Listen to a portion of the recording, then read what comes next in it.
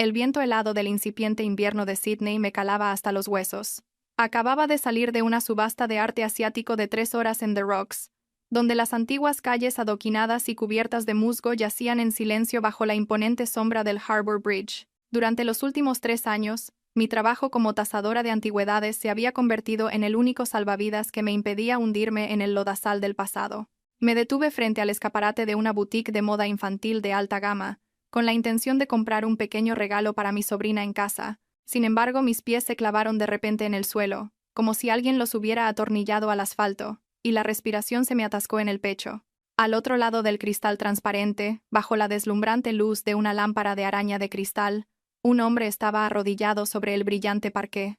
Con esmero y meticulosidad, le ponía unos diminutos zapatos de cuero a un niño precioso de unos 3 años. A su lado, una mujer joven con una melena rizada y voluminosa sonreía satisfecha, sosteniendo en la mano un carísimo bolso Birkin. La escena era tan hermosa, completa y feliz que provocaba envidia. Pero, ironías del destino, cada rasgo del rostro del hombre que acompañaba a aquella mujer, la forma en que fruncía ligeramente el ceño al atar los cordones, el pequeño lunar tras el lóbulo de su oreja izquierda, todo me resultaba familiar hasta un punto grabado a fuego en mi memoria. Era mi marido, a quien había dado por muerto en un trágico accidente de avión 3 años atrás. El hombre por cuya alma había gastado una fortuna en misas y sufragios. El hombre cuya fotografía conmemorativa aún presidía solemnemente mi fría casa. Sentí que la sangre se me helaba en las venas para luego hervir con furia.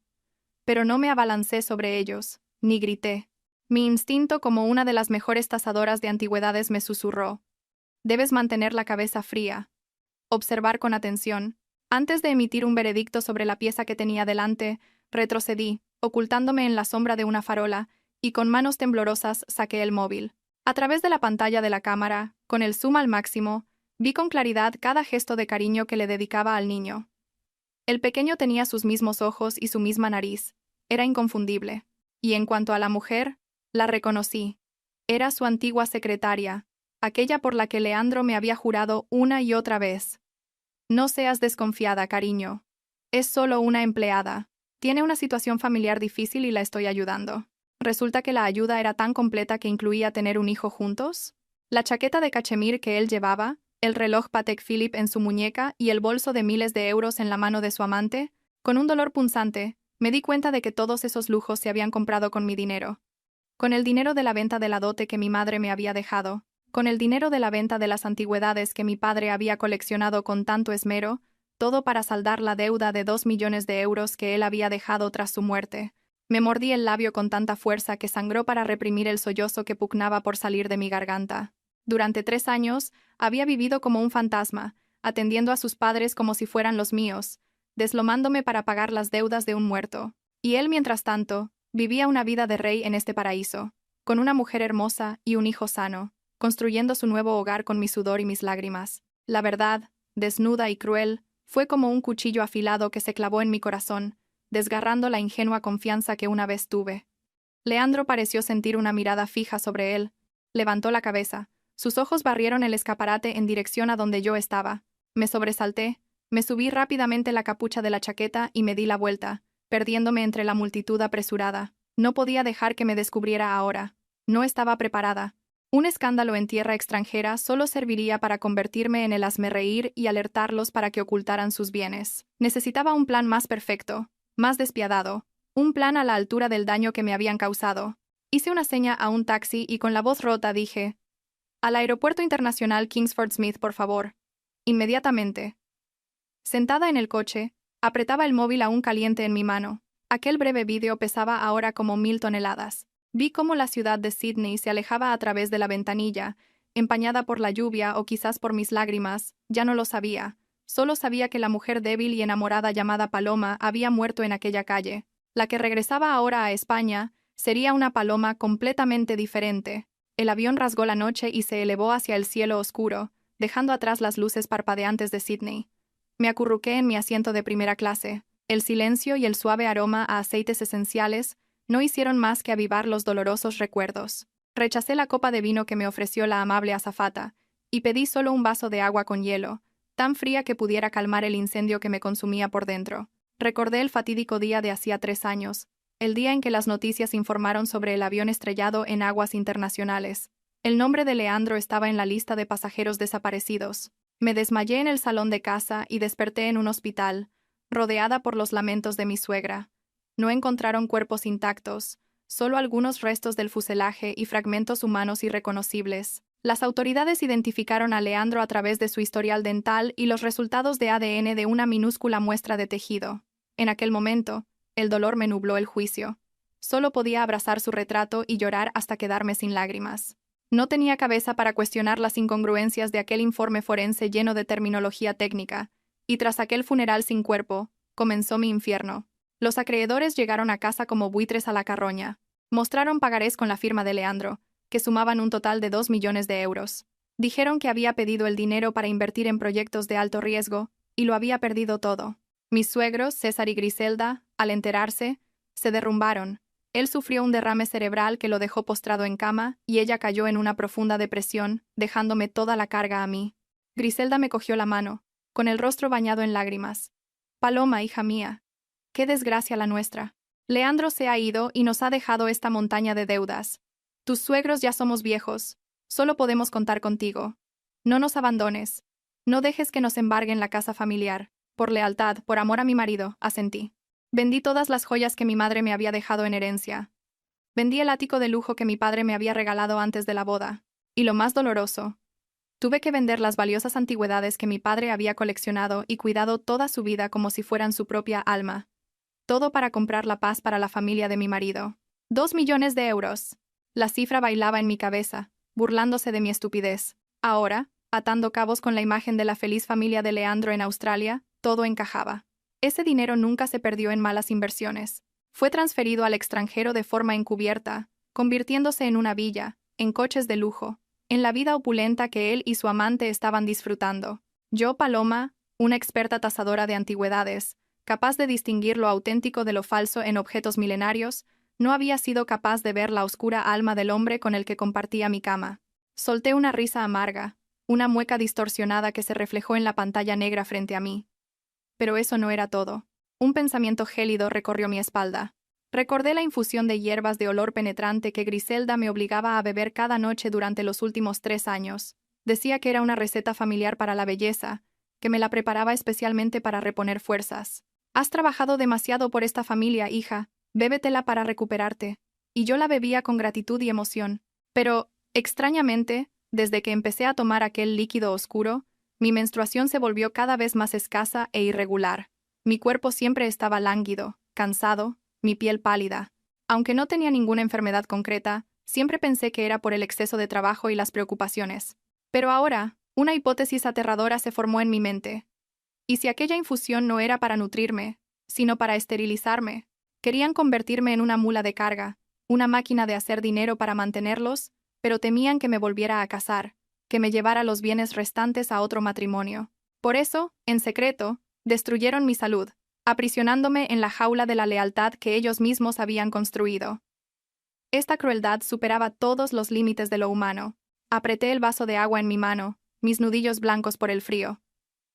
La bondad mal depositada es como un veneno. Te mata lenta y dolorosamente. Pero por suerte todavía estaba viva y había despertado.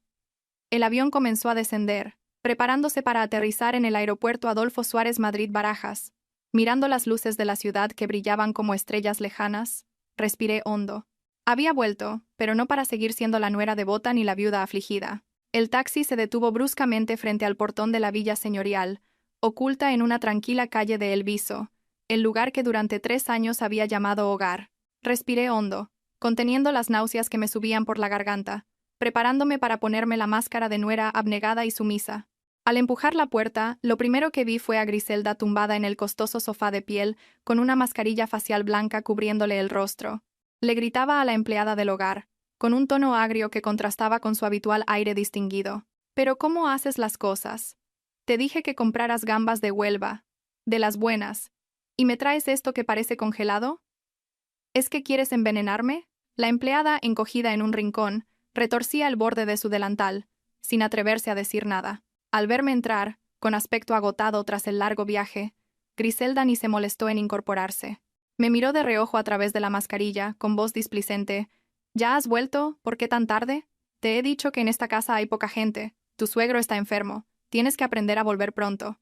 No me preguntó si el viaje había sido agotador, ni le importó cómo había ido el proyecto en Australia. Su primera frase fue, como siempre, un reproche vacío. Dejé la maleta en el suelo y esbocé una sonrisa débil, con la voz ronca de contener la emoción. Sí, el vuelo se retrasó. Por eso he llegado un poco tarde. ¿Cómo está papá? ¿Ha comido y dormido bien estos días? Griselda bufó antes de responder con parsimonia. Igual que siempre. Un dineral en medicinas y no mejora nada. Por cierto, ¿qué tal el proyecto de Australia? ¿Has cobrado ya? El mes que viene hay que pagar la factura del hospital de tu padre. Y la luz, el agua, el sueldo de esta inútil, cientos de gastos que me caen encima. Mirando a la mujer tumbada allí, sentí un escalofrío. Esta era la suegra a la que una vez consideré mi propia madre, la que me había abrazado llorando desconsoladamente al recibir la noticia del accidente de Leandro, la que me había cogido de la mano y me había dicho que tenía que ser fuerte. Resultó que todo era una torpe actuación para ocultar su naturaleza codiciosa y egoísta. A sus ojos, yo no era su nuera, ni siquiera un familiar, sino una máquina de imprimir dinero, un peón al que ella y su hijo podían explotar hasta la médula. Me tragué las lágrimas, bajé la cabeza y respondí: sí, lo sé. Estoy un poco cansada. Con su permiso, voy a mi habitación a descansar. Mañana haré cuentas y le daré el dinero, mamá. Griselda hizo un gesto con la mano como si espantara una mosca. Sí, vete. Y recuerda levantarte temprano para preparar el desayuno. No te quedes durmiendo hasta las tantas. En silencio subí mi maleta por la escalera de madera, cada paso pesado como si llevara grilletes. La puerta del dormitorio se cerró.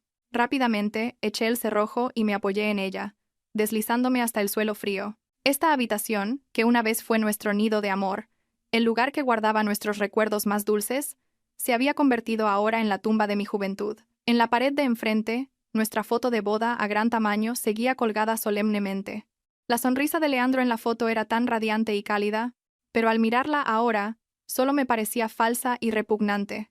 Me levanté, me acerqué al tocador y cogí el portarretratos con una foto de nuestro viaje de aniversario.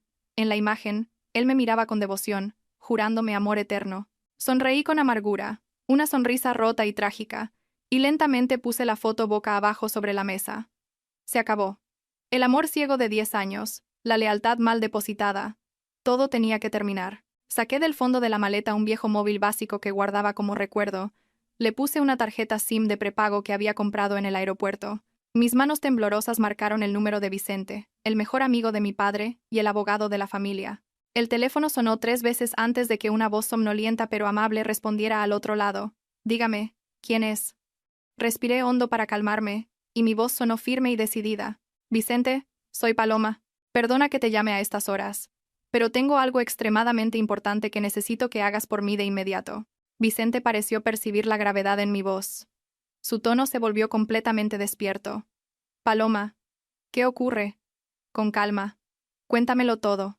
Miré la oscuridad que envolvía la habitación, y cada palabra que salía de mi boca era como una bala disparada en la noche silenciosa. Activa inmediatamente el protocolo de protección de mi herencia. Separa por completo los bienes que me dejó mi madre y los que me dejó mi padre del patrimonio conyugal con la familia de Leandro. Y necesito que investigues en secreto todo el expediente del accidente de avión de hace 3 años. Sospecho que Leandro sigue vivo. Hubo un largo silencio al otro lado de la línea, luego la voz de Vicente sonó, llena de asombro pero también de confianza. Entendido. No te preocupes, Paloma, me pongo a ello ahora mismo. A la mañana siguiente, Madrid amaneció con una llovizna fina y persistente, y el frío cortante del invierno se metía en los huesos. Salí de casa al amanecer con la excusa de reunirme con un cliente para resolver asuntos pendientes. Mi destino no era un lujoso edificio de oficinas, sino un pequeño café escondido en un tranquilo callejón del barrio de las Letras, donde Vicente solía leer el periódico cada mañana. Vicente ya me estaba esperando. Frente a él, una taza de café solo, caliente y humeante.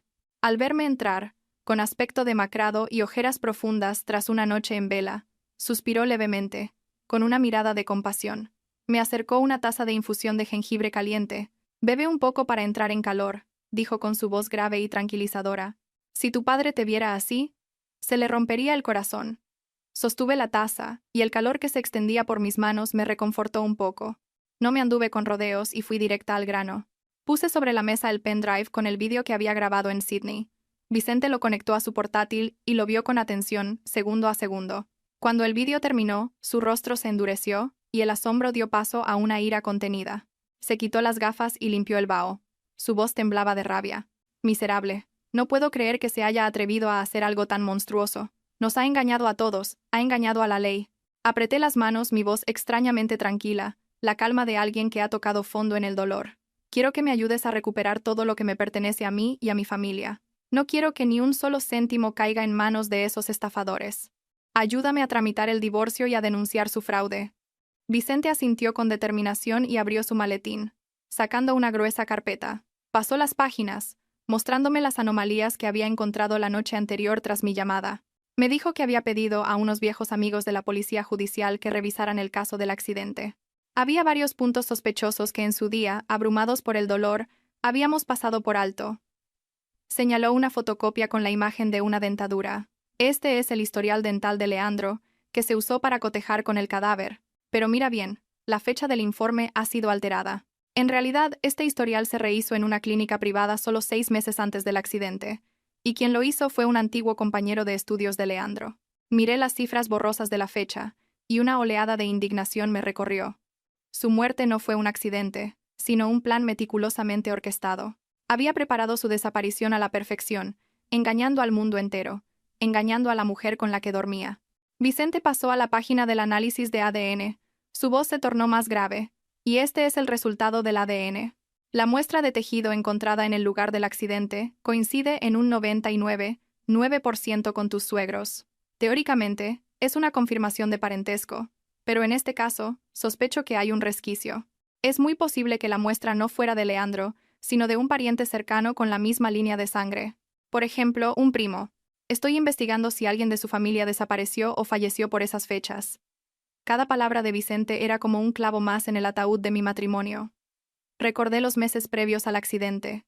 Leandro viajaba con frecuencia por trabajo, hablaba por teléfono a escondidas, y de vez en cuando tenía gastos inexplicables que, cuando le preguntaba, despachaba con evasivas. En aquel entonces pensé que estaba ocupado con el trabajo. ¿Quién iba a decir que estaba ocupado preparando su propia muerte? Miré a Vicente a los ojos, con determinación.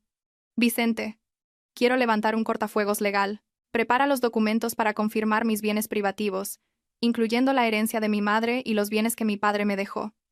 Quiero separarlos claramente, que no se mezclen con el patrimonio conyugal. Al mismo tiempo, reúne en secreto pruebas de las actividades de blanqueo de capitales de su familia. Vicente me puso una mano en el hombro, con una mirada llena de confianza.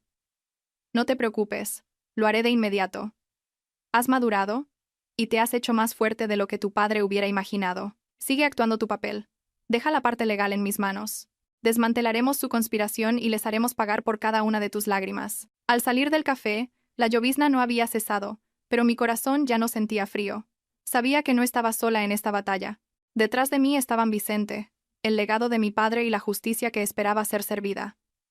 Me subí el cuello del abrigo y me mezclé con el gentío, lista para las siguientes escenas de mi actuación. Al volver a la fría casa, empecé a interpretar mi papel a la perfección. Ya no era la nuera generosa, dispuesta a pagar cualquier gasto absurdo de mis suegros. Empecé a quejarme de la falta de dinero, con un rostro siempre apesadumbrado. Esa noche, para cenar, en lugar de los manjares habituales, le dije a la empleada que preparara unos platos sencillos, lentejas y una tortilla de patatas. Griselda se sentó a la mesa, frunció el ceño al ver la comida modesta y golpeó los cubiertos contra el plato. ¿Es que en esta casa nos morimos de hambre o qué? ¿Dónde está el jamón ibérico de tu padre? ¿Y las gambas de Huelva para mí? ¿Pretendes que nos muramos de desnutrición? Tomé un bocado de pan, que me supo amargo en la garganta, y la miré con los ojos enrojecidos y llorosos. Lo siento, mamá. Últimamente el trabajo va muy mal. En el proyecto de Australia, el cliente me ha retenido el pago, y la empresa debe varios meses de sueldo a los empleados. He tenido que vender las últimas joyas que me quedaban para pagar los intereses del banco. Ahora mismo no nos queda ni un euro en casa. Por favor, tened un poco de paciencia y comed con más modestia. En cuanto consiga algo de dinero, os compensaré. Al oír que no había dinero, el rostro de Griselda cambió. No me creyó, y su mirada me escrutó de arriba a abajo. No me vengas con cuentos. ¿Cómo es posible que la directora de una filial de un gran grupo no tenga dinero para hacer la compra? ¿O es que estás escondiendo el dinero para mantener a algún amante? Fingí sentirme profundamente ofendida, y las lágrimas cayeron sobre mi plato. ¿Cómo puedes decir eso, mamá? Por esta familia he vendido mi dote, la casa de mis padres, todo para pagar las deudas de Leandro. ¿Qué me queda para esconder? Si no me crees, mira el montón de avisos de embargo que he dejado en la mesa del salón. Señalé la pila de documentos falsos de deudas que le había pedido a Vicente que preparara y que había dejado a la vista a propósito. Griselda bufó, se levantó y fue al salón a coger los papeles.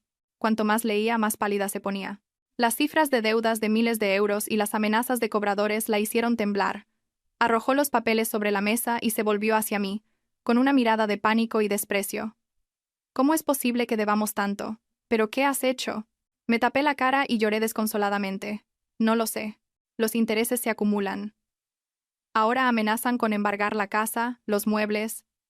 No sé cómo vamos a sobrevivir el mes que viene. Griselda no dijo nada más. Subió en silencio a su habitación, dejando la cena a medio terminar. Sabía que el miedo a la pobreza y a perderlo todo estaba empezando a carcomerla. Los días siguientes, recorté todos los gastos de lujo. Se acabaron las medicinas caras, los tratamientos de belleza, e incluso insistí en ahorrar en la factura de la luz. Griselda estaba sentada sobre ascuas.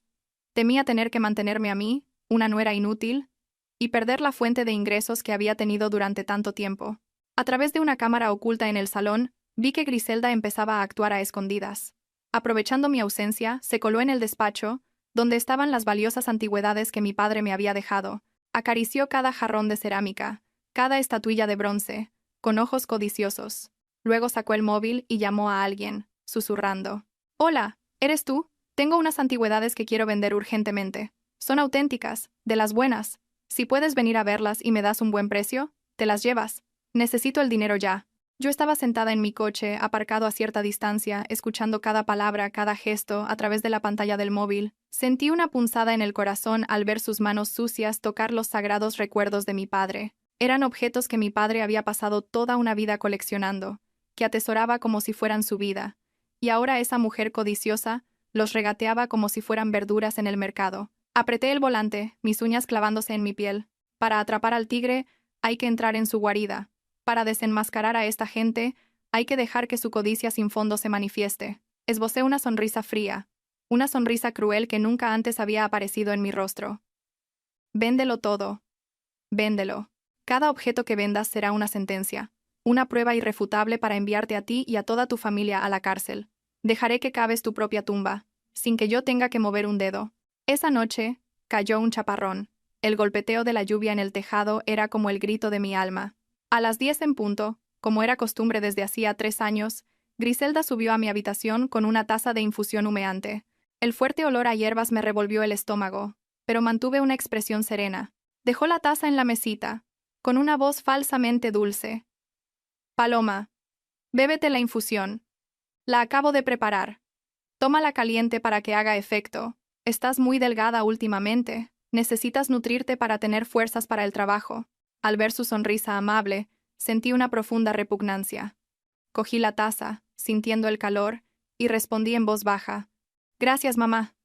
Déjala ahí. La beberé cuando se enfríe un poco». Griselda se quedó un momento más, sus ojos inquietos recorriendo la habitación, como si buscara algo, antes de añadir. «Acuérdate de bebértela toda, ¿eh? Estas hierbas son muy valiosas. Tuve que encargarlas a un pueblo de la sierra». Esperé a que se fuera y cerrara la puerta. Inmediatamente, me levanté y vertí el contenido de la taza en un frasco de cristal que tenía preparado, limpiando cuidadosamente el borde para no dejar rastro. A la mañana siguiente, llevé el frasco al doctor Serrano, un viejo amigo de mi padre y un reputado experto en medicina natural. En su consulta, impregnada de olor a hierbas, el doctor Serrano cogió el frasco, lo olió, probó una gota y frunció el ceño. Tomó una muestra de los pozos y la examinó bajo el microscopio. Su expresión se volvió cada vez más grave. Se quitó las gafas y me miró con compasión y preocupación. «Paloma, ¿cuánto tiempo llevas bebiendo esto?». Respondí con voz temblorosa. «Todas las noches, durante 3 años. Mi suegra dice que es una infusión para la belleza y para relajarme». El doctor Serrano negó con la cabeza y suspiró con pesar. «¿Belleza? ¿Qué belleza va a darte esto, hija? Esta es una antigua fórmula extremadamente tóxica que se usaba en las cortes reales para esterilizar a las mujeres. Su principal componente, combinado con otras hierbas de naturaleza extremadamente fría, no es dañino en pequeñas dosis, pero tomado de forma continuada como tú lo has hecho, provoca atrofia ovárica, graves desórdenes hormonales y, finalmente, Infertilidad secundaria permanente. Mis oídos zumbaron. El suelo pareció hundirse bajo mis pies. Infertilidad permanente. ¿Se habían atrevido a hacerme eso?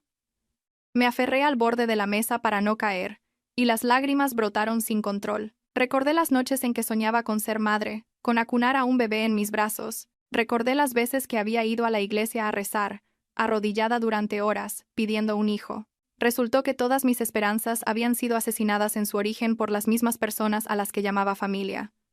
El doctor Serrano continuó. Su voz temblaba de indignación. Y eso no es todo, Paloma. Esta fórmula también tiene efectos secundarios como el debilitamiento general del cuerpo, causando un estado constante de fatiga y apatía, anulando la voluntad de resistir. Querían convertirte en un autómata, una máquina de hacer dinero obediente, sin la capacidad de tener hijos para atarte a ellos de por vida.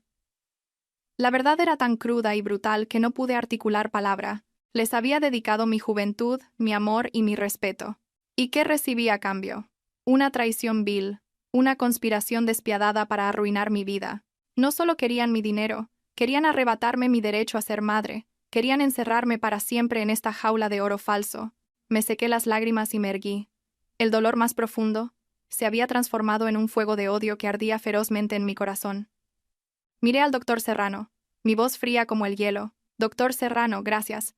Por favor, mantenga esto en secreto. Necesito que me redacte un informe oficial, con su sello, analizando los componentes de esta infusión.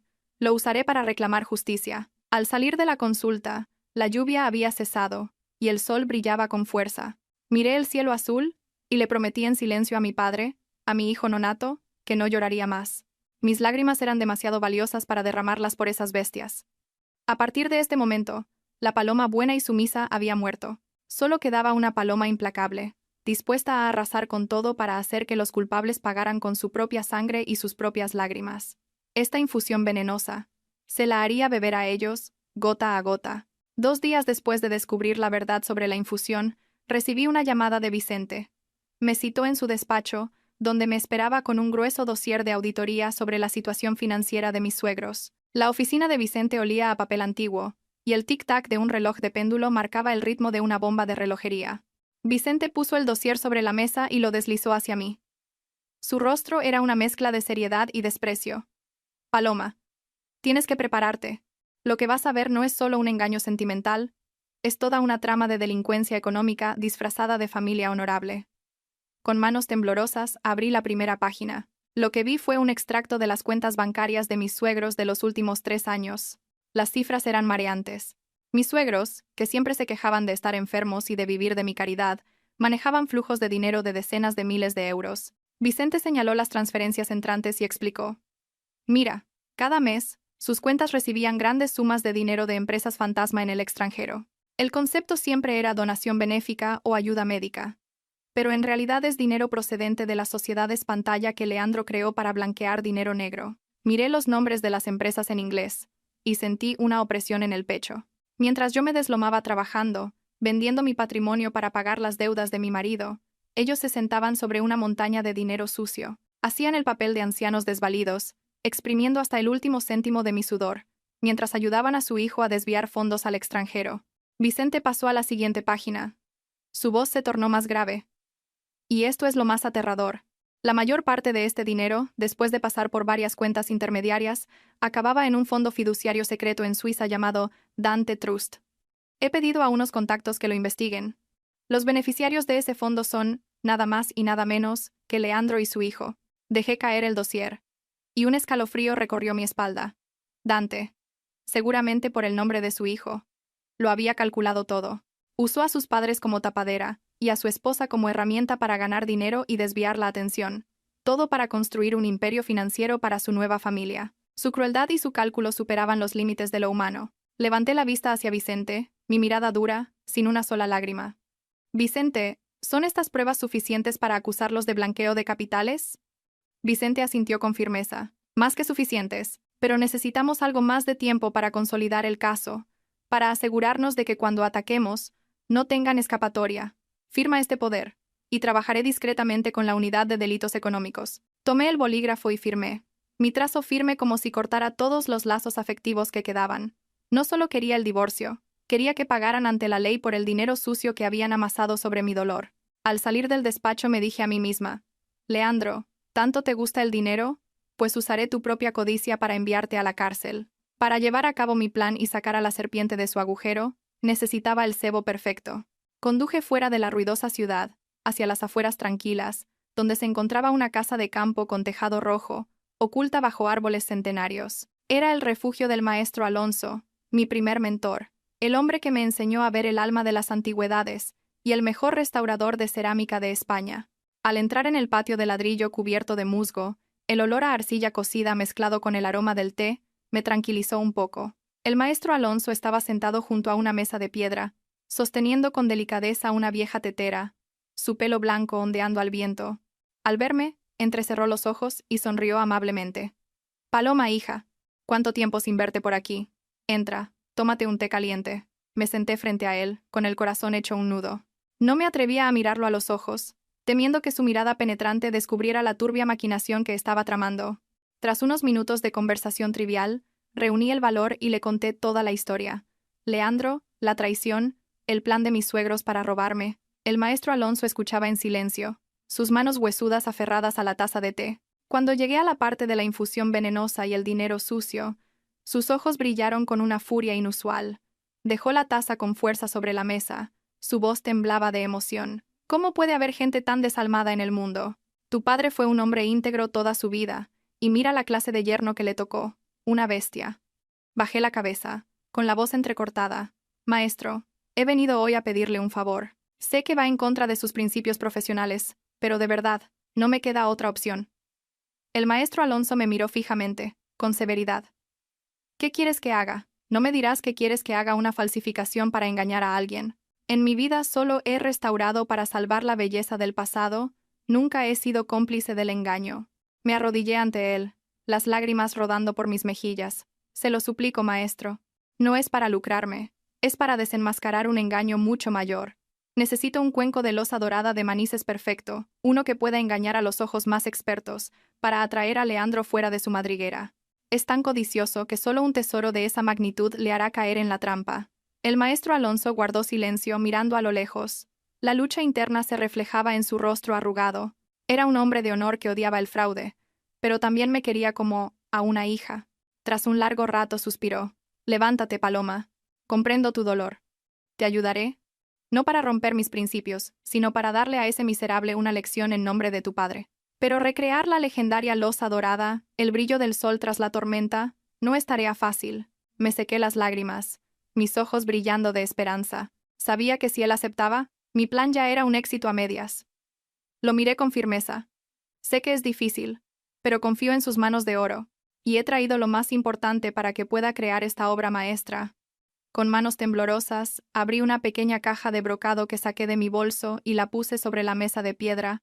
Dentro, sobre un lecho de terciopelo rojo, reposaba un fragmento de cerámica del tamaño de la palma de mi mano, que emitía una suave y fascinante luz dorada. Era el color iridiscente y profundo, con delicados motivos que parecían danzar sobre el esmalte nacarado. En cuanto el maestro Alonso vio el fragmento, sus ojos se abrieron de par en par. Sus manos temblorosas se acercaron, pero se detuvieron, como si temiera que se desvaneciera al tocarlo. Susurró, con la voz quebrada por el asombro. «Dios mío, ¿esto es loza dorada auténtica? ¿El legendario reflejo metálico de Manises? Pensé que en mi vida solo lo vería en los libros». Asentí levemente, con un dolor inmenso. «Sí, maestro. Es el único fragmento auténtico que me dejó mi madre. Dijo que era parte de un cuenco del Palacio de la Alhambra que nuestros antepasados conservaron durante generaciones. Es el alma de nuestra familia». El maestro Alonso se puso unas lentes de aumento y examinó cada detalle, cada reflejo, maravillado. Para un hombre que había dedicado su vida a la cerámica, este fragmento era más valioso que el oro. Era la clave para desvelar los secretos de una técnica perdida durante siglos. Levantó la vista, sus ojos llenos de pesar. «Paloma, ¿sabes el valor de esto? Solo este fragmento podría comprar una fortuna. ¿Qué piensas hacer con él?» Respiré hondo, mi voz firme. «Quiero que lo pulverice». «¿Qué?» El maestro Alonso se quedó atónito, casi se le caen las lentes. «¿Estás loca? ¿Destruir un tesoro nacional para hacer una falsificación?» Lo miré a los ojos, conteniendo las lágrimas. «No estoy loca. Sé lo que vale, pero si lo guardo, seguirá siendo solo un fragmento en una caja. En cambio, si lo usamos para crear un cuenco completo, aunque sea falso, se convertirá en el arma que me devolverá la justicia. Necesito la pasta cerámica original, el esmalte original, para engañar a Leandro y a sus expertos. Solo sacrificando este fragmento podré atrapar a ese lobo codicioso. El silencio se apoderó de la estancia. El maestro miró el fragmento, y luego a mí, comprendiendo el dolor y la determinación en mis ojos. Sabía que para mí, en ese momento, nada era más importante que vengar a mi padre y a mí misma. Finalmente, asintió. Acarició el fragmento por última vez, como una despedida. De acuerdo, te ayudaré. Usaré el material de este fragmento y mis técnicas secretas para resucitar este cuenco. Será una obra maestra tan real como la vida misma, la trampa más dulce y mortal. Vi cómo se llevaba el fragmento al taller, y sentí un nudo en el estómago, como si me estuvieran desgarrando la piel. Mamá, lo siento. Tengo que destruir tu recuerdo para proteger el honor de la familia. Por favor, desde el cielo, ayúdame para que este sacrificio no sea en vano. Aquel fragmento del destino tenía ahora una nueva misión, la de la justicia y el castigo. Los días siguientes profundicé en mi papel de nuera desesperada. Anuncié que suspendía el costoso tratamiento médico de mi suegro, sustituyéndolo por medicamentos genéricos cubiertos por la seguridad social. Despedí a la empleada del hogar, alegando que no podía pagarle, y me encargué yo misma de las tareas de la casa, de forma torpe y desganada. La casa, ya sombría, se volvió aún más fría y asfixiante. Griselda era como una fiera acorralada. La falsa miseria que yo había creado avivó su codicia y su miedo. A través de la cámara de seguridad conectada a mi móvil, la vi actuar una tarde. Mientras yo fingía haber salido a pedir dinero prestado, Griselda se deslizó en el despacho, donde aún quedaban algunas antigüedades que deliberadamente no había vendido. Miró a su alrededor con ojos astutos. Se acercó a una estantería de madera noble y cogió un jarrón de cerámica de Talavera del siglo XVII, el favorito de mi padre. Murmuró para sí misma, su voz claramente audible a través del micrófono, llena de resentimiento y codicia. Esta mocosa tacaña, quejándose por 4 duros. Venderé estas cosas y le enviaré el dinero a mi Leandro para que solucione sus asuntos. ¿Qué se puede esperar de ella? Lo de tu padre también es de la familia de tu marido. Tengo todo el derecho a venderlo. Con manos temblorosas, envolvió el jarrón en papel de periódico y lo metió en una gran bolsa de viaje. Actuaba como una ladrona aficionada, pero la crueldad de sus pensamientos era profesional. No sentía el menor remordimiento por robar los bienes de su consuegro fallecido para beneficiar a su hijo. Yo, sentada en un café cercano, con los auriculares puestos, sentía cada una de sus palabras como agujas en mi corazón. ¿Lo de tu padre también es de la familia de tu marido? ¿Cómo podía decir algo tan absurdo y descarado? Mi padre había atesorado cada pieza, y ahora caían en manos de una persona vulgar, vendidas a precio de saldo. Griselda salió con la pesada bolsa por la puerta de atrás, donde la esperaba un hombre de aspecto rudo. El hombre examinó el jarrón y sonrió con desdén. Es auténtico, señora, pero con la crisis, solo puedo darle 500 euros. Si le parece bien, coja el dinero, si no me voy. ¿500? Pero si mi hijo decía que esto valía miles. Griselda regateó, pero sus ojos estaban fijos en el fajo de billetes que el hombre sostenía. Bueno, está bien, 500. Dame el dinero, rápido, antes de que vuelva mi nuera. Cogió el dinero, lo contó a toda prisa, y se lo guardó en el bolsillo, radiante. Vi la escena en la pantalla, y una sonrisa fría se dibujó en mis labios. No sabía que ese jarrón era una restauración que le había encargado al maestro Alonso. En su base, había un diminuto chip de localización. Y lo más importante, toda la transacción ilegal había sido grabada como prueba irrefutable. Griselda, disfruta de tus 500 euros. Serán tu billete de ida a un lugar reservado para los codiciosos y los inmorales. Cuando tuve en mis manos el cuenco de losa dorada, perfectamente recreado por el maestro Alonso, supe que era el momento de lanzar la red definitiva. Me encerré en el despacho y abrí mi portátil para hacer una videollamada a Londres. Necesitaba hablar con Arthur, un influyente marchante de arte con el que mi padre había hecho negocios en el pasado. Arthur era un hombre con un ojo experto, pero que adoraba el dinero por encima del arte. Su codicia lo convertiría en mi mejor peón. El rostro demacrado de Arthur, con sus ojos azules, apareció en la pantalla. Parecía sorprendido. Fui directa al grano, con un aire de misterio y cautela. Le dije que poseía un tesoro que el mundo entero ansiaba, un cuenco de losa dorada de manises de la época nazarí, en perfecto estado de conservación. Arthur se echó a reír. Su risa sonaba escéptica a través de los altavoces. Querida Paloma, ¿estás bromeando? Las piezas de manises de esa calidad Se cuentan con los dedos de una mano, y la mayoría están en museos nacionales. ¿Cómo es posible que tengas algo así? No le di explicaciones. Simplemente acerqué el cuenco a la cámara, girándolo lentamente bajo una luz especial. El brillo dorado y cobrizo se reflejó suavemente. Los delicados motivos parecían cobrar vida. La sonrisa de Arthur se desvaneció. Acercó su cara a la pantalla, con los ojos desorbitados. Dios mío, ese brillo, esa pasta cerámica. Es imposible. Es demasiado perfecto. Retiré el cuenco, mi voz tranquila pero firme. Es una reliquia familiar de una importante saga española. Quieren venderla para salvar su negocio de la quiebra. Pero el dueño tiene una condición. Solo se la venderá a alguien de ascendencia española. Alguien que realmente valore y quiera repatriar este tesoro nacional. Arthur tragó saliva. Sabía la enorme comisión que podría obtener. Asintió repetidamente. Entendido. Haré correr la voz en los círculos más exclusivos, donde se mueven los multimillonarios. Confía en mí, en pocos días, todo el mercado negro estará revolucionado por esto. Apagué el ordenador y me recosté en la silla. La noticia del legendario cuenco se extendería como la pólvora en el mundo del contrabando de arte y el blanqueo de capitales. El mundo en el que Leandro anhelaba entrar. Él siempre se había jactado de ser un experto. Al oír hablar de un tesoro así, con la condición de solo para españoles, su codicia y su arrogancia se dispararían. Afuera, el viento invernal soplaba con fuerza. Estaba tejiendo una red invisible con los hilos de la codicia, la mentira y los sagrados recuerdos de mi padre. No sabía si estaba yendo demasiado lejos, pero cada vez que recordaba la mirada descarada de Griselda, la infusión venenosa, sentía que no tenía otra opción. Me levanté y me acerqué al retrato de mi padre. Encendí una varilla de incienso. Papá, perdóname por arrastrar tus nobles pasiones a este lodazal, pero para arrancar las malas hierbas, a veces hay que mancharse las manos. El pez gordo está a punto de morder el anzuelo, papá. Y yo seré quien tire de la caña, aunque tenga que derrumbar el cielo. Exactamente una semana después de mi llamada con Arthur, recibí un nuevo mensaje en mi correo electrónico cifrado. Arthur estaba eufórico. La noticia del cuenco había causado un terremoto en el mundo del coleccionismo clandestino. Había recibido ofertas de todo el mundo, pero un cliente en particular le había llamado la atención. Se hacía llamar señor C., un misterioso empresario español afincado en Suiza.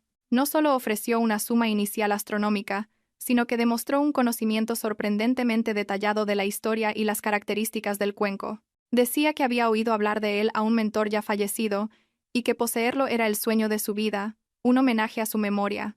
Al leer esas palabras, solté una risa amarga, las lágrimas asomando a mis ojos. Señor C. ¿Qué de cabrón? Daba igual. La forma en que hablaba de su mentor fallecido me repugnaba. ¿Se atrevía a usar a mi padre, al suegro que había traicionado, como excusa para su falsa devoción? Arthur añadió. Este cliente está muy decidido. Dice que quiere comprarlo no solo como coleccionista, sino como regalo para el tercer cumpleaños de su hijo, como una reliquia familiar. Quiere usarlo para blanquear una gran suma de dinero y consolidar su estatus en la alta sociedad europea. Apreté el ratón con tanta fuerza que mis nudillos se pusieron blancos. Un regalo para su hijo de 3 años, el hijo bastardo que había tenido con su amante. Mientras yo esperaba noticias suyas, él quería usar dinero sucio, un tesoro que creía auténtico, para construir un futuro brillante para ese niño. Sobre las ruinas de mi felicidad. La desfachatez de este hombre no tenía límites. Le respondí a Arthur exigiéndole al señor C. que demostrara su solvencia financiera antes de continuar. Dile que la dueña del cuenco es muy exigente. No necesita un depósito, necesita ver su poderío. Pídele que envíe una lista de bienes o antigüedades de valor equivalente que posea como garantía. Tras enviar el correo, me quedé en silencio. En la oscuridad. Estaba jugando una partida de póker con mi propio marido. Él, a la luz, como un misterioso multimillonario. Yo, en la sombra, como una vendedora desesperada. Él se creía el cazador, sin saber que corría directo a la trampa de su presa. Leandro, Leandro, eres listo calculador, pero olvidaste algo fundamental. Quien mejor conoce a la presa es el cazador que la crió. Los conocimientos sobre antigüedades con los que impresionas al mundo, ¿no te los enseñamos mi padre y yo? Poco a poco, usas nuestras armas contra nosotros, y hoy, usaré tu propia arrogancia para acabar contigo. 3 días después, Arthur me reenvió un archivo PDF protegido con contraseña, acompañado de una nota de asombro. Paloma, tienes que ver esto. La fortuna de este señor C es increíble. Posee piezas que hasta el Museo Británico envidiaría. Con manos temblorosas, introduje la contraseña.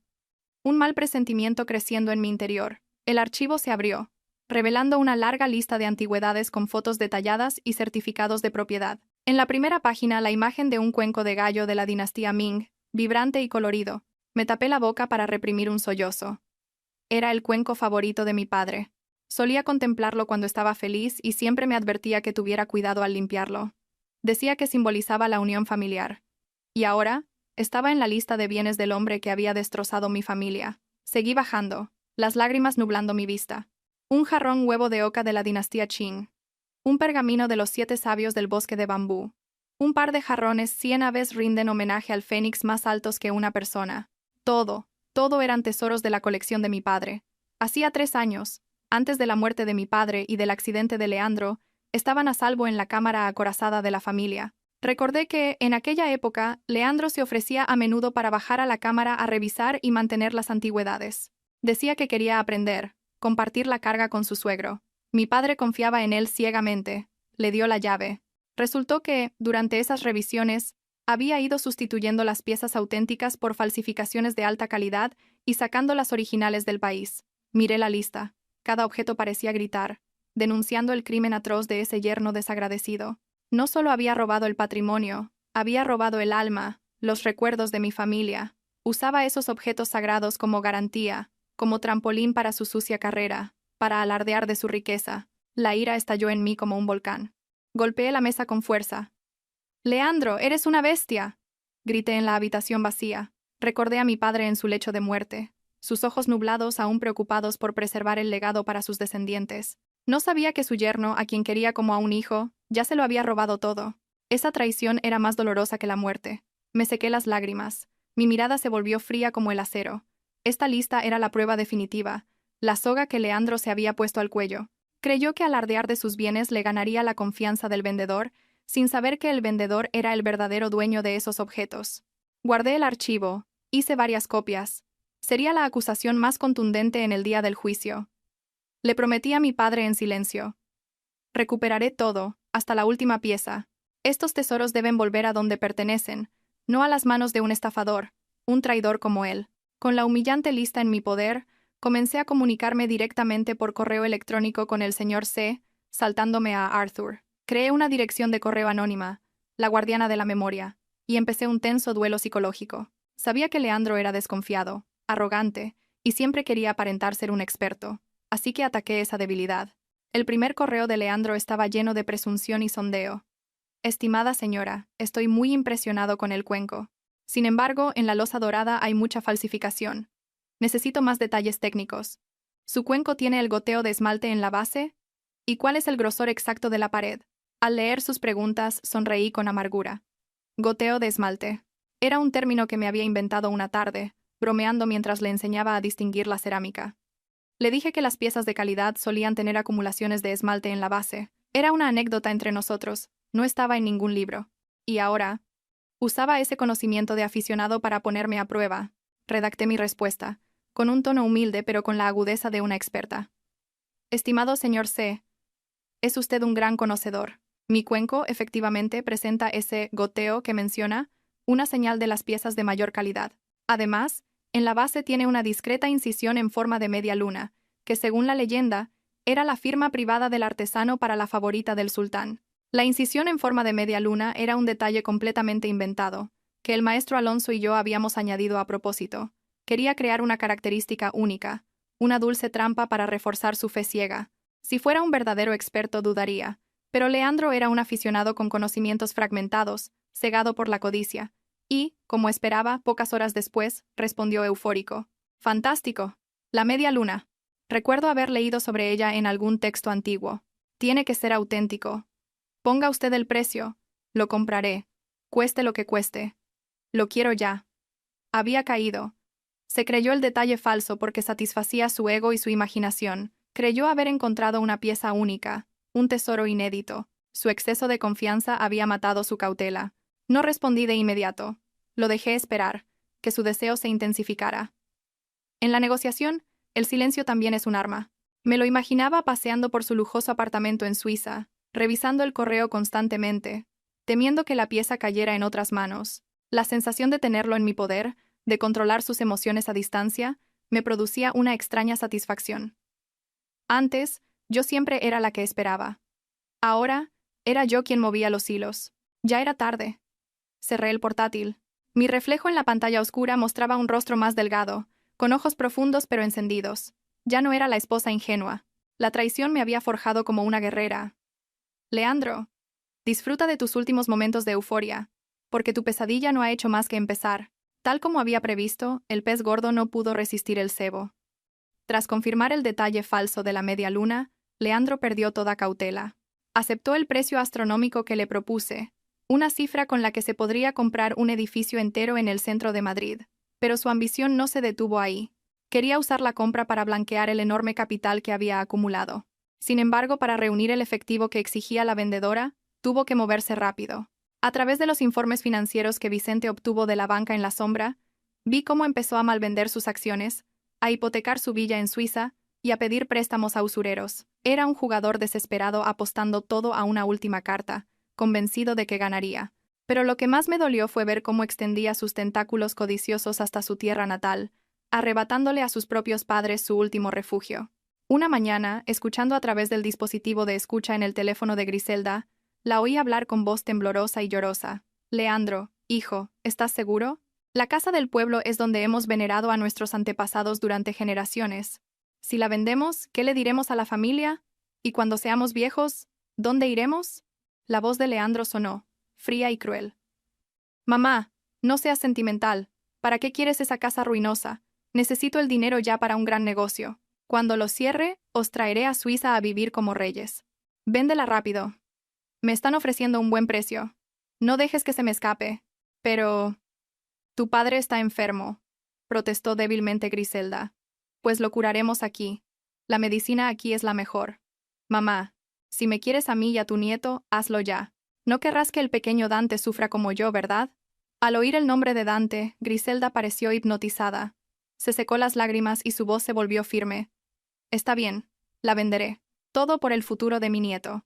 Me quité los auriculares y los tiré sobre la mesa, furiosa. Para él, la tumba de sus antepasados, su lugar de nacimiento, el refugio de sus padres en la vejez, todo eran mercancías. Les pintó un paraíso para engañarlos y dejarlos sin hogar. Unos días después, a través de la cámara, vi a Griselda firmar la venta de la casa. Sus manos temblaban, pero sus ojos brillaban al ver el anticipo. Murmuró: «Que los antepasados bendigan a mi nieto para que le vaya bien. Cuando sea rico, construirá un templo más grande para vosotros». No sabía que ese dinero nunca llegaría a su nieto, y que el sueño suizo era una ilusión. Cuando Leandro cayera, perderían la casa y no tendrían dónde ir. Su ciega devoción y su codicia los habían convertido en cómplices de su propia ruina. Lo observé todo con una mezcla de lástima y amarga satisfacción. Se habían buscado su propia desgracia. Después de reunir el dinero, Leandro propuso hacer la transacción en un banco de máxima seguridad en Zúrich. Alegó seguridad, pero yo sabía que quería evitar traer una gran suma de dinero a España y mantener la pieza en el extranjero para venderla fácilmente. No podía permitírselo. Mi objetivo era atraerlo a España para que se enfrentara a la justicia aquí. Adopté el papel de una vendedora con un fuerte sentido nacionalista, algo anticuada y excéntrica. Le respondí con un tono orgulloso y firme: «Estimado señor, me temo que ha malinterpretado mis deseos. Este cuenco no es una simple mercancía. Es el alma de nuestra nación, el legado de nuestros antepasados. Ha estado fuera demasiado tiempo. Quiero que vuelva y permanezca en su tierra». Hice una pausa y continué: «Mi principio es innegociable. La transacción debe realizarse en España, en mi residencia, para que pueda presentar mis respetos a mis antepasados antes de entregarla. Si no puede cumplir esta condición, cancelaré la venta y buscaré un comprador con más sensibilidad». Envié el correo y esperé, nerviosa. Estaba apostando por su codicia y su arrogancia. Para alguien tan desesperado por poseer la pieza, un rechazo por una razón tan absurda lo enfurecería, pero también lo estimularía. Además, se creía tan inteligente que no pensaría que una vendedora anticuada como yo podría ser un peligro. Y, efectivamente, 2 días después, respondió. Cambió de tono, mostrando respeto por mi patriotismo. «Tiene toda la razón, señora. Las raíces llaman. Aprecio enormemente su sentimiento. Acepto hacer la transacción en España. Volaré tan pronto como sea posible. Espero que mantenga su palabra». Al leer sus falsas palabras sentí náuseas. El hombre que había vendido su conciencia y su familia, ahora usaba un discurso patriótico para engañarme. Reprimí mi asco y sonreí fríamente. Había mordido el anzuelo. No sabía que el aeropuerto de Madrid-Barajas no era una alfombra roja para un héroe, sino la puerta de la muerte que lo esperaba. Le había preparado una trampa perfecta en la misma casa donde me había traicionado. Entraría con el orgullo de un ganador, solo para descubrir que era un peón en mi tablero. Llamé a Vicente. Ha mordido el anzuelo. Acepta venir. Prepara todo. Que no haya fallos. Vicente respondió. Eufórico. Perfecto. He hablado con la policía. En cuanto ponga un pie en el aeropuerto y realice la transacción, cerraremos la red. El juego estaba llegando a su fin. Leandro, disfruta de tus últimos días de libertad. La patria que usas como excusa será tu prisión eterna. A pesar de haber aceptado venir a España, la naturaleza desconfiada de Leandro le hizo plantear una última exigencia. Me pidió un certificado de datación por carbono 14 y un análisis espectrográfico de la pasta cerámica, realizado por un instituto de prestigio. Pensó que este era el filtro final. Si la pieza superaba esta prueba científica, era 100% auténtica. Leí su correo sin inmutarme. El maestro Alonso y yo ya habíamos previsto este movimiento. Llevé el fragmento original, el que había sacrificado, al Instituto del Patrimonio Cultural de España. Me recibió el doctor Hidalgo, otro viejo amigo de mi padre. Puse el fragmento sobre la mesa y le dije con sinceridad: Doctor, necesito su ayuda. Necesito un análisis de datación y composición para este fragmento, pero en el certificado por favor ponga como muestra cuenco de losa dorada, colección privada, no fragmento. Le juro que no hago esto por lucro, sino para hacer justicia y castigar a quien ha saqueado el patrimonio nacional. El doctor Hidalgo cogió el fragmento, conmovido por su belleza. Conocía la tragedia de mi familia. Tras un largo silencio, asintió con firmeza. De acuerdo. Confío en ti como confié en tu padre. La ciencia está al servicio de la verdad, y a veces, para protegerla, hay que ser flexible. Lo haré. 3 días después, recibí el certificado con el sello oficial del instituto. El análisis confirmaba que la muestra databa del siglo XV, y que la composición de la arcilla y el esmalte coincidían con las muestras de los hornos de Manises. Era un certificado más real que la realidad misma, una sentencia de muerte para la codicia de Leandro. Escaneé el certificado y se lo envié. Podía imaginar su rostro de triunfo al otro lado de la pantalla. Creía en la ciencia, en los números, pero olvidó que el ser humano es la variable más impredecible. No podía imaginar que la muestra analizada era real, pero el objeto que iba a comprar era falso. Al recibir el certificado, Leandro se sintió invencible. Respondió al instante: Excelente. No tengo más dudas. He reservado un vuelo. Estaré en Madrid este sábado. Tenga todo preparado. Mi dinero está listo. Leí el mensaje con una sonrisa fría. Este certificado no solo probaba la antigüedad del fragmento, sino también la estupidez de Leandro y su trágico final. Él mismo había firmado su sentencia al confiar ciegamente en lo que veía, sin saber que detrás de esa verdad aparente se abría un abismo de engaño. El certificado de defunción, pensé. Lo llevaría a la cima de la esperanza para luego arrojarlo al infierno de la desesperación. Leandro, ¿te gusta la verdad? Te la mostraré, pero una verdad tan amarga que nunca querrás tragar. A medida que se acercaba el día del regreso de Leandro, la tensión crecía, pero era la tensión del cazador antes del disparo. Al otro lado del océano, Leandro daba los últimos pasos de la apuesta de su vida.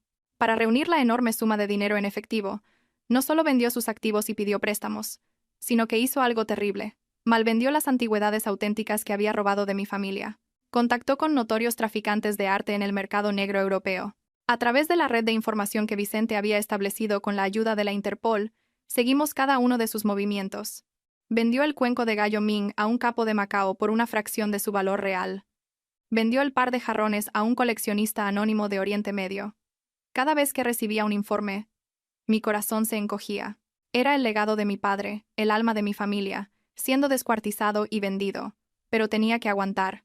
Cada transacción, cada factura, cada llamada se registraba como prueba irrefutable de sus crímenes de contrabando y blanqueo de capitales.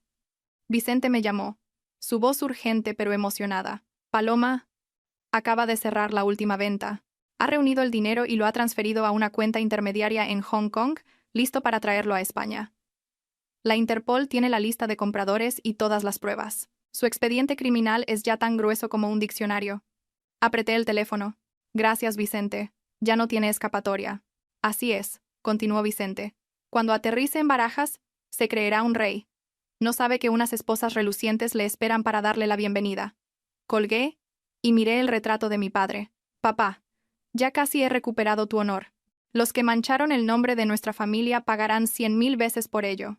Leandro preparaba su equipaje con júbilo, soñando con el legendario cuenco que le cambiaría la vida. Se creía el ganador, pero no sabía que había perdido la partida desde el principio. Apostó con codicia y traición, y el precio solo podía ser la destrucción. Me miré al espejo. Mi rostro ya no era el de una mujer demacrada y triste, sino el de alguien frío y distante, forjado en la tormenta. La tarde anterior al regreso de Leandro, fui al mercado. Compré un gran ramo de rosas blancas, las que él solía decir que simbolizaban el amor puro. Las puse en un jarrón de cristal en el centro de la mesa del comedor. Bajé a la bodega y saqué una botella de Vega Sicilia de 1982, el vino que mi padre guardaba para el nacimiento de su primer nieto. La cena de esa noche fue sospechosamente opulenta. Sobre la mesa, los platos favoritos de mis suegros: cochinillo asado, angulas al ajillo, marisco fresco. El aroma llenaba la casa, pero no disipaba el frío que se colaba por cada rincón. Mis suegros miraban la mesa, atónitos. Griselda preguntó: ¿A qué se debe este festín? El otro día decías que no tenías ni para pan. Sonreí y les serví vino, su color rojo intenso como la sangre. Comed, mamá. Lo he pensado bien. Los días difíciles están a punto de terminar. Mañana todo acabará, y nuestra familia empezará una nueva etapa. Quería ofreceros una buena cena para despedir los viejos tiempos. Al oír los días difíciles están a punto de terminar, los ojos de Griselda brillaron. Seguramente pensó que había conseguido dinero, o que Leandro estaba a punto de llegar para salvarlos. Cogió los cubiertos con entusiasmo.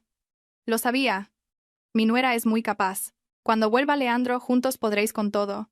Come, César, come y coge fuerzas para disfrutar de lo que viene. Mi suegro, en su silla de ruedas, emitió unos sonidos ininteligibles, pero sus ojos también brillaron con codicia al ver el vino. Yo los observaba comer con voracidad. Me daban lástima y asco. Comían sobre mi sudor, sobre el sacrificio de mi padre, sobre su propia traición. Levanté mi copa. A través del cristal, sus figuras se veían distorsionadas. No eran padres, eran sanguijuelas. Bebí un sorbo, el amargor recorriendo mi garganta. Dejé la copa sobre la mesa, el sonido seco rompiendo la falsa alegría. Miré a Griselda a los ojos, mi voz suave pero afilada. Está buena la cena, mamá, disfrútala y recuérdala bien, porque puede que sea la última cena familiar que os prepare. Griselda se quedó paralizada, un trozo de cochinillo a medio masticar. Me miró, su instinto diciéndole que algo iba mal. Tragó a toda prisa. ¿Qué quieres decir? ¿La última cena? ¿Te vas a alguna parte? No respondí, solo sonreí, una sonrisa que la heló. Afuera, el viento se levantó, anunciando la tormenta que estaba a punto de desatarse. La atmósfera se volvió densa. Lentamente saqué un sobre grueso de mi bolso y lo deslicé sobre la mesa hacia Griselda. Ella lo miró, sus manos temblaban, como si contuviera un monstruo. «Ábrelo, mamá, es un regalo», suplicó con la mirada, pero yo insistí. Con dedos torpes, rasgó el sobre. Un montón de fotos cayeron sobre la mesa. Eran fotos de Leandro, sonriendo radiante junto a Silvana y su hijo en el extranjero. Fotos de ellos de compras, de Leandro arrodillándose para ponerle los zapatos a su hijo. Imágenes nítidas de una familia feliz, una familia donde yo no existía. El rostro de Griselda se quedó sin sangre. Me miró, sus labios moviéndose sin emitir sonido. Mi suegro, en su silla de ruedas, intentó acercarse para ver, y luego empezó a gemir, la baba cayéndole por la barbilla. Antes de que pudieran recuperarse, encendí la televisión. El vídeo de Griselda, a escondidas en el despacho, metiendo las antigüedades en una bolsa y regateando con el traficante en la puerta de atrás, apareció en la pantalla grande. Su voz resonó en el silencio. «Véndelo rápido para enviarle el dinero a Leandro. Que le den a su mujer». Fue como una bofetada. Griselda dejó caer las fotos, temblando violentamente. Me miró, sus ojos pasando del horror a la ira, y luego a la súplica. «Paloma, ¿lo sabías todo? ¿Me has estado espiando?» Yo solo lo hice por necesidad. Me levanté y me acerqué a ella, susurrándole al oído. ¿Necesidad? ¿Tanta necesidad como para vender los recuerdos de tu consuegro? ¿Tu propio honor? ¿Para mantener a tu hijo estafador y a su amante? ¿Tanta necesidad como para ponerme veneno en la infusión cada noche para que no pudiera tener hijos? Al oírlo de la infusión, Griselda se desplomó en el suelo, aterrorizada. ¿Tú también sabes eso? No fue mi culpa. Fue Leandro. Él me convenció. Me eché a reír. Una risa amarga que resonó en la casa vacía. Sí, tu precioso hijo. Me engañó a mí, al seguro, a todo el mundo. Él viviendo a cuerpo de rey, y yo aquí, trabajando como una mula para pagar sus deudas. ¿Qué creíais que era yo? ¿Una marioneta? Miré a los dos ancianos temblorosos, sin sentir la menor compasión. Mi lealtad la habían matado ellos. He enviado todas estas pruebas a la policía y a mis abogados. Mañana, cuando tu hijo ponga un pie en esta casa, no será como un héroe salvador, sino como un criminal buscado. Al oír esto, los ojos de Griselda se pusieron en blanco, echó espuma por la boca y se desmayó. Mi suegro gritaba desesperado, mocos y lágrimas corriendo por su rostro. Pero no me importó. No llamé a un médico, ni la ayudé a levantarse. A la mañana siguiente, antes de que el sol disipara la niebla, ya estaba en la puerta de su habitación. Un taxi esperaba fuera. No les di tiempo para prepararse ni suplicar. Griselda, al despertar, parecía 10 años más vieja. Al verme, se arrodilló y se abrazó a mis piernas. Paloma, por favor, perdóname. Perdona a Leandro. Después de todo, fuisteis marido y mujer durante 10 años. Aparté sus manos como si tocara algo sucio. No me hables de afecto. Lo vendisteis hace mucho tiempo. Ahora, por favor, salid de mi casa. Esta casa es de mi propiedad. No tengo ninguna obligación de mantener a quienes conspiraron para destruirme. ¿Salir de casa? Balbuceó Griselda. ¿Pero a dónde vamos? La casa del pueblo la vendí.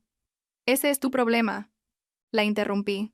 La vendiste para enviarle el dinero a tu hijo, pues ahora que te acoja él en Suiza. Le lancé un papel con la dirección de la comisaría más cercana. O puedes ir aquí y entregarte.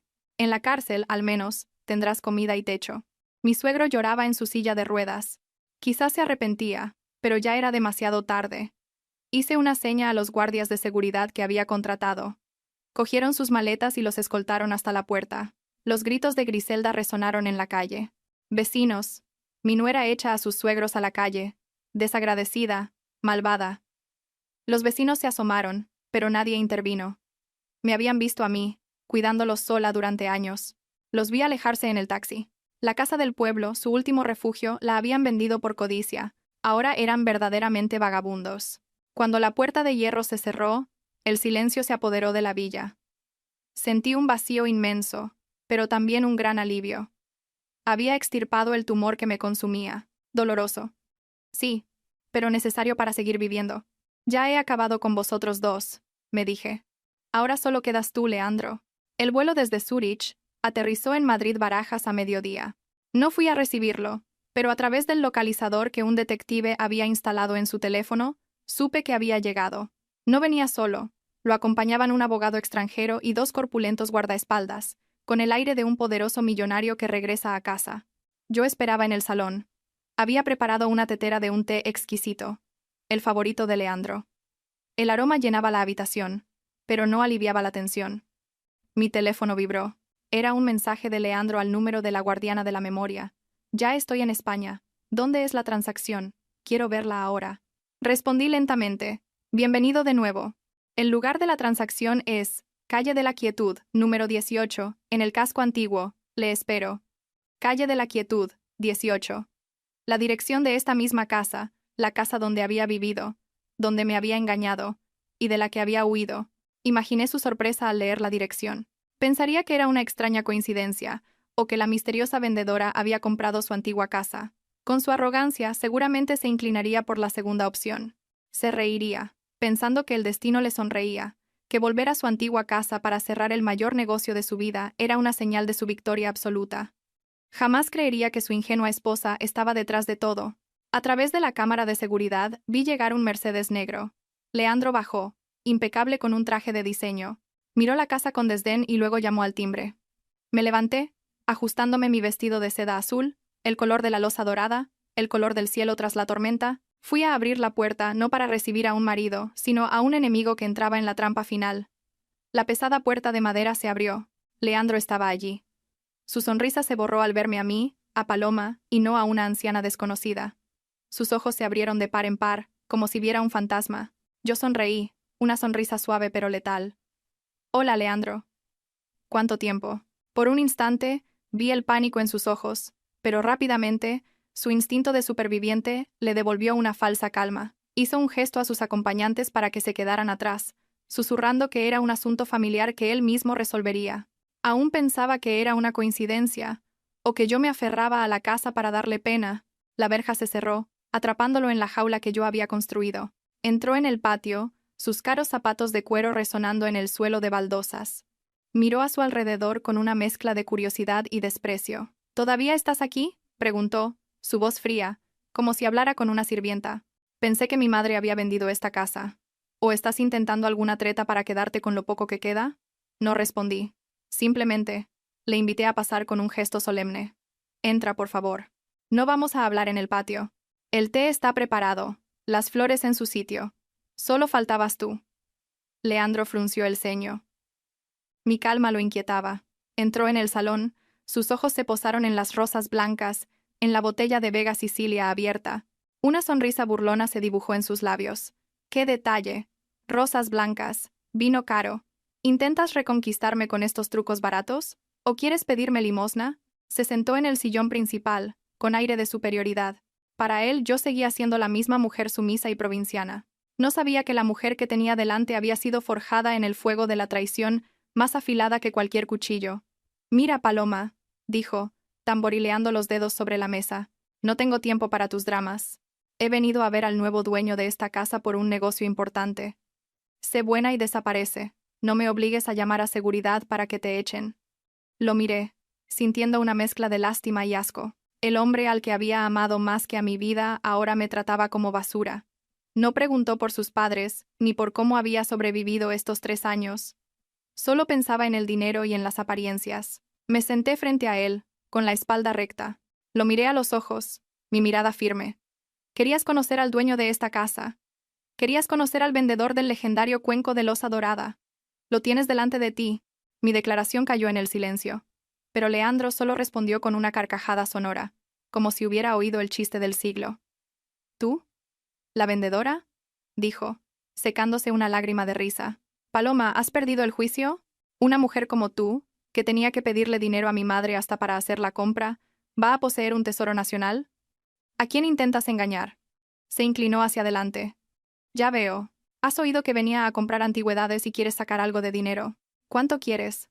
¿100.000 euros? ¿200.000? Tómalo como una paga por cuidar de mis padres. Cógelo y lárgate. Permanecí impasible. Cuando terminó de reír, hablé, mi voz tranquila pero con una autoridad que borró su sonrisa. ¿Has terminado? Bien, pues ahora déjame contarte una verdad. Esta casa, esta tierra e incluso tu vida están en mis manos. Saqué de un cajón un fajo de documentos y los tiré sobre la mesa. Eran las escrituras de la casa a mi nombre, y una copia del certificado de datación del cuenco que le había enviado. Leandro los cogió, su rostro palideciendo por momentos. Levantó la vista, su confianza empezaba a tambalearse. ¿Cómo tienes esto? ¿El misterioso vendedor? ¿Eras tú? Sí, era yo, respondí, mi voz gélida. Yo era quien se carteaba contigo, quien te enseñó a distinguir la losa dorada, y quien tiene lo que más deseas. ¿Creías que era una coincidencia? Se recostó en la silla, respirando con dificultad. El miedo empezaba a apoderarse de él, pero la codicia aún era más fuerte. Bueno, si eres tú la vendedora, mejor. Entre familia nos entenderemos. Dame la pieza y te pagaré.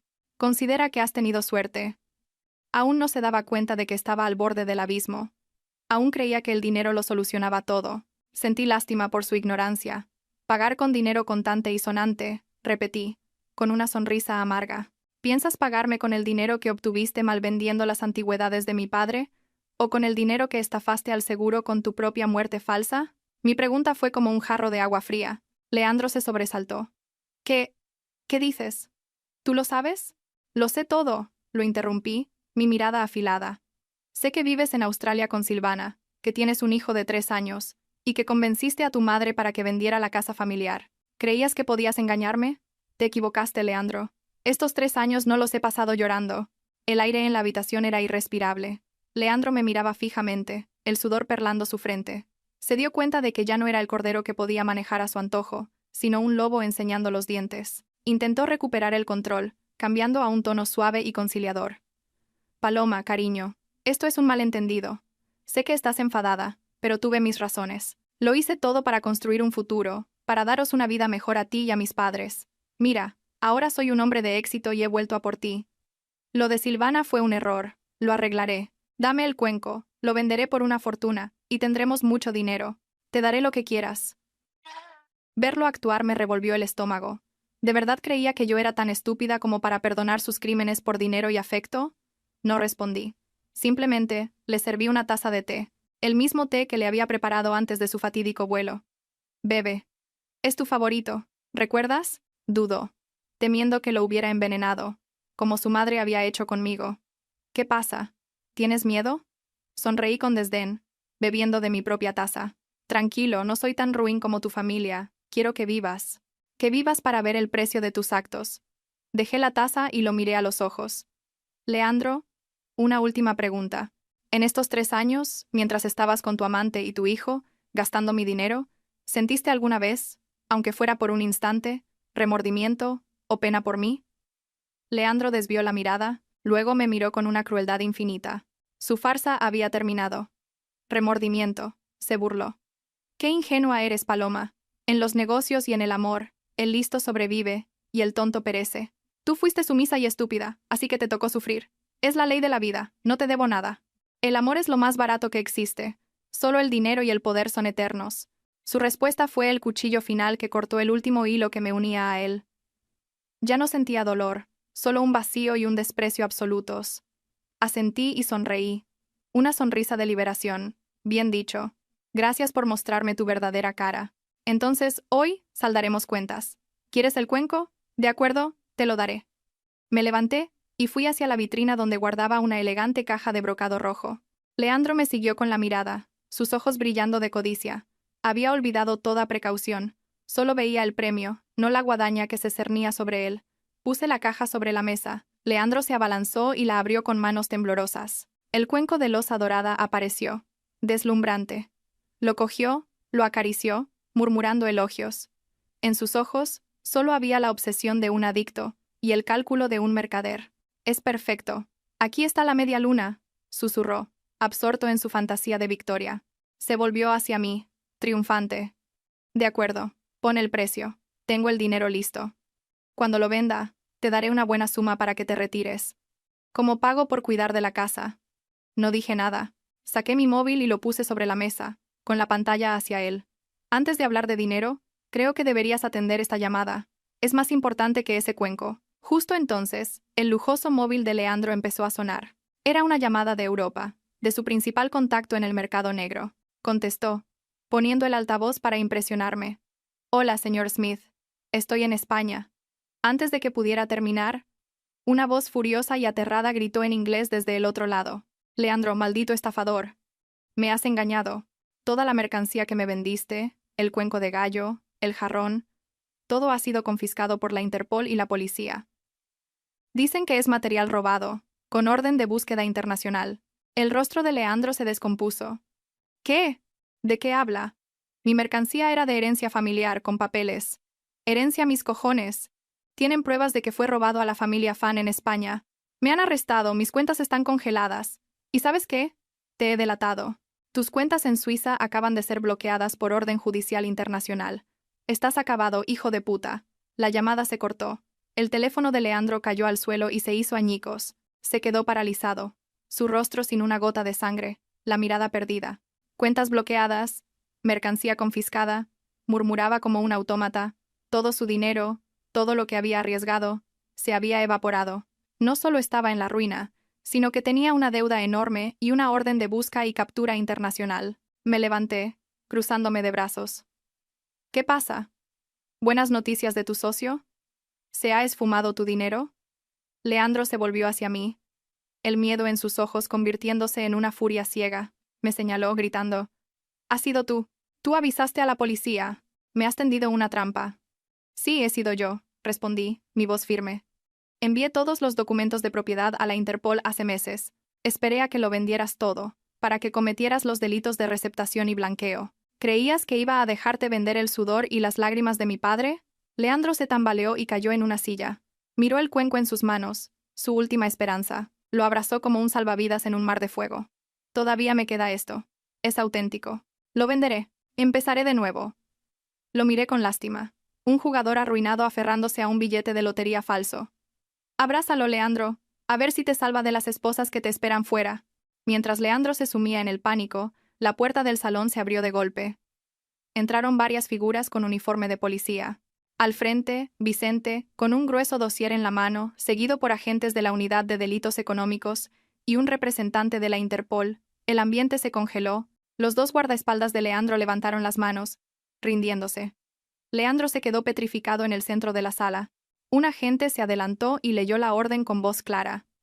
Leandro García queda detenido por los delitos de estafa, blanqueo de capitales y tráfico ilícito de bienes culturales a nivel internacional. Todo lo que diga podrá ser utilizado en su contra. El sonido metálico y frío de las esposas cerrándose resonó en la habitación.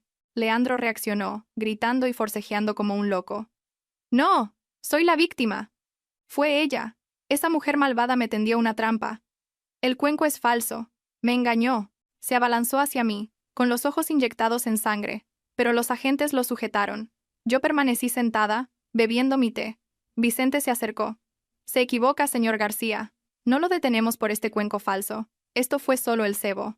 Lo detenemos por fingir su muerte hace 3 años para cobrar un seguro millonario, por blanquear dinero a través de las cuentas de sus padres, y por la larga lista de antigüedades que robó a la familia de su esposa y vendió en el extranjero». Al oír esto, Leandro se derrumbó, cayendo de rodillas. Me miró, suplicante. «Paloma, me equivoqué. Ayúdame, por favor. Diles que somos marido y mujer». Me levanté y me acerqué a él. El hombre al que una vez había adorado era ahora un criminal cobarde. Negué con la cabeza. ¿Marido y mujer? Esa relación murió el día que te fuiste a Australia con tu amante, el día que me dejaste pagando tus deudas. Hoy solo estoy ayudando a que se haga justicia. Mientras se lo llevaban, sus ojos seguían fijos en el cuenco sobre la mesa, su última y frágil esperanza. «¡No lo toquéis!», gritó. «Es auténtico, tengo el certificado, es mío». Lo miré y luego, lentamente, cogí el cuenco. La luz se reflejaba en su esmalte dorado, creando una belleza hipnótica. Lo giré en mis manos y luego miré a Leandro a los ojos con una sonrisa triste. «¿Aún crees que es auténtico, Leandro?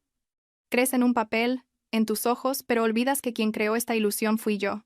«¿Mientes?», balbuceó Leandro. «Deja que te enseñe su verdadero valor», dije, y solté las manos. El hermoso cuenco de loza dorada cayó al suelo de baldosas. ¡Crack! El sonido agudo y desgarrador rompió el silencio. Los fragmentos saltaron por todas partes, revelando la pasta cerámica nueva y sin tratar bajo la sofisticada capa de esmalte envejecido. Leandro abrió los ojos y la boca, un grito ahogado en su garganta. Miró los trozos como si viera su propia vida hecha añicos. «¿Por qué? ¿Por qué lo has roto?». Me sacudí las manos. «Porque es falso. Igual que tu personalidad, que tu amor, que la familia feliz que montaste en el extranjero. Todo es una farsa, una capa brillante para ocultar un núcleo podrido. Usé un fragmento auténtico de mi madre. Sacrifiqué mi recuerdo más sagrado para crear esta trampa y atrapar al demonio codicioso que llevas dentro. ¿Lo ves ahora? Aquello por lo que arriesgaste tu vida no es más que un puñado de arcilla sin valor». Leandro hundió la cabeza, temblando. Esa verdad era más cruel que cualquier condena. Había perdido. Perdió el dinero y la batalla de ingenio contra la mujer que siempre había subestimado. Se lo llevaron, humillado. El tintineo de las esposas era el requiem de una vida desperdiciada. El juicio se celebró 3 meses después y acaparó la atención de los medios. Acudí al tribunal no como una esposa víctima, sino como la protectora del legado de mi familia y la testigo clave. Con calma, presenté cada prueba, cada engaño. Ante la evidencia abrumadora, Leandro se declaró culpable. Fue condenado a cadena perpetua por estafa, blanqueo y tráfico de antigüedades. Silvana, su amante, fue extraditada y condenada a 15 años de cárcel como cómplice, pero el final más trágico fue el de mis suegros. Tras ser expulsados de la casa, sin refugio, y con el shock de la condena de su hijo, César sufrió otro derrame que lo dejó completamente paralizado. Griselda, la mujer que había pasado su vida calculando, se encontró sin nada, empujando la silla de ruedas de su marido en una residencia de ancianos pública y deprimente en las afueras. Fui a verlos una última vez. En la habitación húmeda, Griselda, envejecida y canosa, daba de comer a su marido. Al verme, intentó pedirme dinero, pero al encontrarse con mi mirada helada, bajó la cabeza, sus lágrimas cayendo en el plato de gachas. No dije nada, ni les di un céntimo. Solo dejé sobre la mesa una vieja foto de su familia, de cuando la codicia aún no había devorado su conciencia. Ese era el castigo más cruel.